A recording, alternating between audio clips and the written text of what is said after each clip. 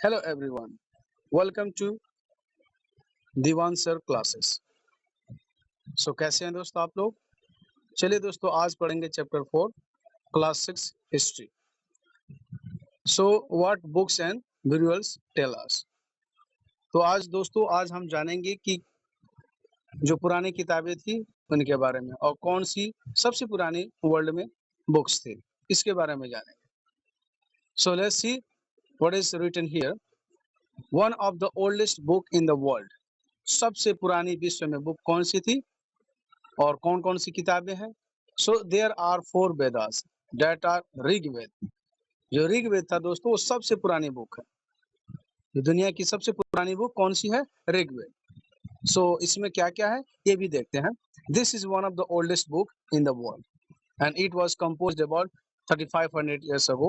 It includes more than 1000 hymns called Sukta और Verses.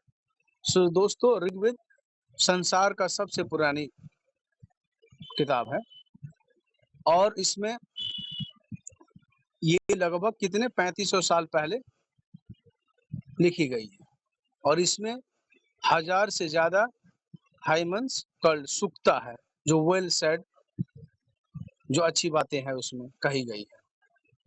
This hymns are praise of various gods and goddess.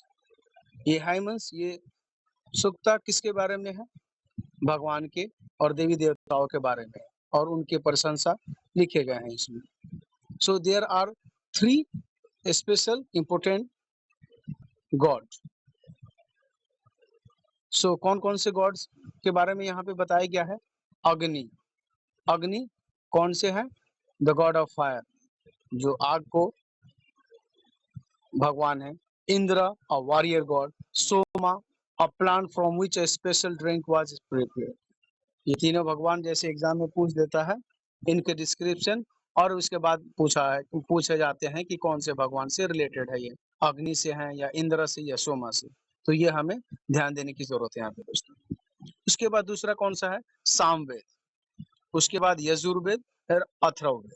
तो देखते हैं दोस्तों, सामवेद किस चीज से रिलेटेड है ये। It deals with music and songs. Samaveda में आप म्यूजिक और सॉन्ग्स के बारे में जाने जाते हैं। The Yajurveda, it deals with ritual and sacrifice. इसमें कस्टम, ट्रेडिशन, जो कल्चरल है और सैक्रिफाइस के बारे में इस बुक से मिलता है। Atharvaveda, it deals with medicine. In ancient period there was a different medicine prepared by different kind of natural herbs and plants. ये मेडिसिन से रिलेटेड है। उस पुराने जमाने में लोग तरह तरह की दवाइयां बनाते थे जो नेचुरल हर्ब्स थे, जो प्रकृति का जो प्लांट्स पौधे थे, इनसे दवाइयां बनाते थे। तो ये मेंशन है आपको अथर्ववेद। अब दोस्तों थोड़ा लैंग्वेज के बारे में जानते हैं। लैंग्वेज के बारे में, family of languages. Indo European language, जो इंडो यूरोपियन फैमिली, इनमें कौन कौन से लैंग्वेज इंक्लूड्स किया गया है? There are includes Sanskrit, Assamese, Gujarati, Hindi, Kashmiri and Sindhi, Persian, French, German, Italian and Spanish etcetera. दोस्तों, इंडो यूरोपियन में ये सारी लैंग्वेजें इंक्लूड्स किया गया। तो इसमें क्या ध्यान देने की जरूरत है? जैसे वो एग्जामिनर पूछता है इंडो यूरोपियन में व्हिच लैंग्वेज आर इंक्लूड्स, तो आपको ये लैंग्वेज ध्यान रखना पड़ेगा। जैसे संस्कृत, असमी, जैसे कि मैंने बताया, ये सारी लैंग्वेज आपको ध्यान में रखनी पड़ेगी, कौन से कौन फैमिली का लैंग्वेज या हिस्सा है उसका। अब देखते हैं तिब्बतो बर्मन फैमिली में। तिब्बतो बर्मन फैमिली में कौन कौन से? The language used in north east belongs to the Tibeto Burman. जो नॉर्थ ईस्ट स्टेट में जो भाषा बोले जाते हैं, जैसे सिक्किम हुआ या नॉर्थ ईस्ट हुआ, मणिपुर हुआ, ये सब जो भाषा उनकी नॉर्थ ईस्ट की भाषा है, ये तिब्बतो बर्मन फैमिली से रिलेटेड है। डेरिविडियन फैमिली में कौन कौन से भाषा हैं, इनके बारे में भी थोड़ा चर्चा करते हैं। इसमें कौन कौन से? डेरिविडियन फैमिली में Tamil, Telugu, Kannada and Malayalam belongs to this family. तो ये डेरिविडियन फैमिली में दोस्तों, जो साउथ इंडियन स्टेट है, ये सारी भाषा डेरिविडियन फैमिली में इंक्लूड्स है। तो इसको भी ध्यान रखना पड़ेगा हमें, और जब जाके हम एग्जाम में गलती नहीं करेंगे। अब देखते हैं नीचे दोस्तों, Austroasiatic family. The language spoken in Jharkhand and parts of central India belong to the Austroasiatic family. तो ऑस्ट्रोएशियाटिक फैमिली में वो लैंग्वेज आती हैं जो जैसे कि झारखंड हुआ, बिहार हुआ, या सेंट्रल इंडिया में जो बोले जाते हैं, वो सब भाषा इसमें इंक्लूड्स है। अब दोस्तों जानते हैं manuscript of Rigveda. Manuscript of Rigveda on birch bark was found in Kashmir about 150 years ago। तो जो मैन्युस्क्रिप्ट होता था, जो छोटे पत्ते पे ये सब पे लिखा जाता था, वो कहाँ पे मिला है अभी? ये कश्मीर में मिला है, और कितने साल पहले? 150 साल पहले मिला है। The text of Rigveda is now preserve in a library in Pune, Maharashtra. जो ऋग्वेद का जो टेक्स्ट है, जिसको बचा के रखा गया, और कहाँ पे है ये? पुणे के महाराष्ट्र लाइब्रेरी में स्थित है। वहां पे इसको, उस लाइब्रेरी में जो पुणे महाराष्ट्र में, उसके लाइब्रेरी में ऋग्वेद का टेक्स्ट को रखा गया है। अब देखते हैं जो स्टोन्स के बारे में, मेगालिथ्स के बारे में। The stone boulders are known as megaliths. जो बड़े बड़े स्टोन इकट्ठा करते थे या किस जगह को बेरियल साइट के जगह पे रखते थे, उसको क्या बोलते हैं? Megaliths. These were carefully arranged by people and were used to make a burial site। ये लोगों इकट्ठा करते थे और इकट्ठा करके एक जगह बेरियल साइट बनाते थे जहाँ पे लोगों को दफनाया जाता था, उसको मेगालिथ्स बोला जाता है। This practice began about 3000 years ago through the Deccan, South India in the northeast and the Kashmir। ये कहाँ पे प्रैक्टिस होता था दोस्तों, और कब से प्रैक्टिस हुआ? ये 3000 साल पहले प्रैक्टिस होता था। ये साउथ इंडिया, नॉर्थ ईस्ट और कश्मीर में ये प्रैक्टिस होता था लोगों के द्वारा। इसमें भी बहुत सारे डिफरेंसेस है। किसी किसी के जो ग्रेव थे उसमें डिफरेंट सामानें मिलती थी, अलग अलग के, किसी में कम, किसी में ज्यादा। था उस समय भी दोस्तों देखा जा सकता है कि सोशल डिफरेंसेस उस टाइम में भी था। और ये आर्कियोलॉजिस्ट ने क्या चीज से मालूम किया इन चीजों को? जैसे उनके स्केलेटन्स, उनके कब्रों में जो जो सामानें मिलती थी, उससे वो एनालाइज किए, उससे वो पता किए कि हाँ ऐसा ऐसा सोशल डिफरेंसेस उस वक्त भी था।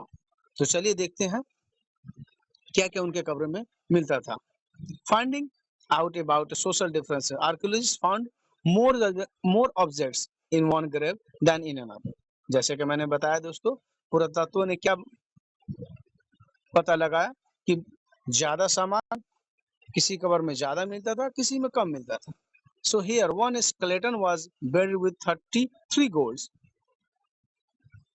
beds, 2 stone beds and 4 copper bangles। जैसे कि कोई जो कंकाल मिला था या किसी कब्र से जो कंकाल प्राप्त हुई थी, उसमें 33 गोल्ड के बेड्स थे, 2 स्टोन बेड थे, और 4 जो तांबे के बैंगल होता है, जो चूड़ी जिसको बोलते हैं, वो मिला था। तो इससे अंदाजा वो लगा लेते थे कि ये मतलब रिच क्लास से बिलोंग करता था या पुअर क्लास से बिलोंग करता था। तो इससे मालूम चल जाता था लोग। And other skeleton have only a few pots. और जो कुछ जो कंकालें मिली थी जिसमें कुछ बर्तनें थी, तो इससे मालूम चल गया कि उस समय सोशल डिफरेंसेस भी था।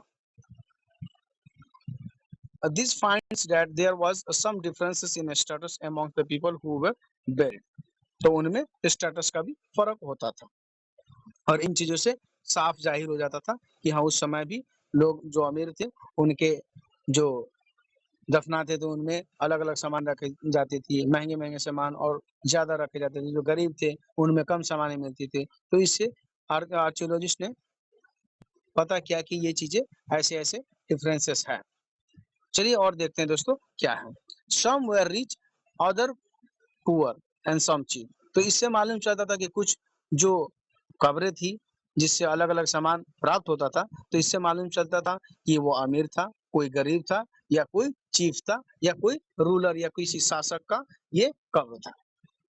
Sometimes megaliths contain more than one skeleton। This indicates that people perhaps belonging to the same family were buried in the same place through not at the same time। और कुछ कहीं कहीं मेगालिथिस जहाँ पे जो burial site था वहाँ पे एक कंकाल से ज्यादा कंकाल मिलते थे। तो इससे मालूम चलता था कि ये एक ही फैमिली के हैं, लेकिन ये एक समय ही दफनाई नहीं गया, अलग अलग टाइम पे जो जिसका जैसे देहांत होता गया वो उसी में या सेम जगह पे वो बेरिड करते थे या दफनाते थे। तो इससे मालूम चलता था कि वो एक ही फैमिली के हुआ करते थे। चलिए देखते हैं बेरियल साइट कैसे था। तो दोस्तों इसको देखते हैं। ये जो पत्थर है, ये जो पत्थर हो गया, ये पत्थर हो गया, ये जो साइड साइड से दोस्तों पत्थर है और बीच में देखो दोस्तों ये जो बना रखा है, इसी से वो डेड बॉडी को अंदर यहाँ डाल देते थे, अंदर डाल देते थे और इसी में दफना के और ऊपर से बड़े से पत्थर से ढक देते थे। फिर कभी जरूरत पड़ता था या कोई दूसरे व्यक्ति का मृत्यु होता था तो वो भी इसी के होल, जो होल है ना ये जो दिख रहा है आप लोगों को, एक मिनट में बताता हूँ इसको। जैसे ये होल दिख रहा है,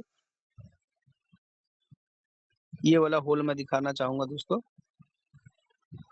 ये वाला, ये वाला। तो इसी से फिर वो बड़े से जो पत्थर था उसको हटा के और इस साइड से मृतक बॉडी को अंदर डाल देते थे और फिर बड़े से पत्थर से दोस्तों ढक दिया करते थे। बड़े से पत्थर जो ये इस सारे भाग को ढक देते थे, फिर निकालते थे और डाल देते थे। तो इसी तरह एक से ज्यादा भी बॉडी एक ही कब्र में वो दफना देते थे। तो इस तरह करके दोस्तों वो बॉडी को दफनाते थे।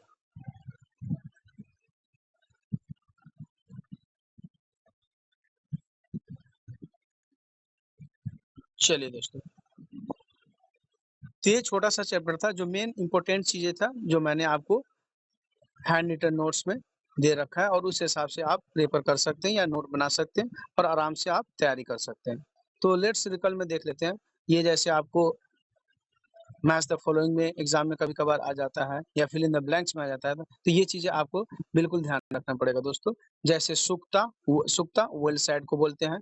चैरियट्स यूज्ड इन बैटल, जो लड़ाइयाँ होती थी उसमें घोड़े सवार या और जो चीजें थी, तो ये चैरियट का यूज इन बैटल्स में। यजना सैक्रिफाइस को बोलते थे, जो यजना करते थे वो सैक्रिफाइस करते थे, ठीक है। और दासा स्लेव को बोलते हैं, जिसको दास बना के लोग काम कराते थे स्लेव को। मेगालिथ्स स्टोन बिल्डर, जैसे कि मैंने बताया मेगालिथ्स बड़े बड़े जो स्टोन थे जो बेरियल साइट्स में रखते थे उसको मेगालिथ्स बोलते हैं। तो इसी के साथ साथ दोस्तों ये चैप्टर यहीं पे खत्म हुआ और नेक्स्ट चैप्टर के लिए कमेंट्स करिए और मैं फिर नेक्स्ट वीडियो बना के आपको अपलोड करता हूँ। जब तक के आप अपना ख्याल रखें। Thank you very much. See you soon with a new chapter.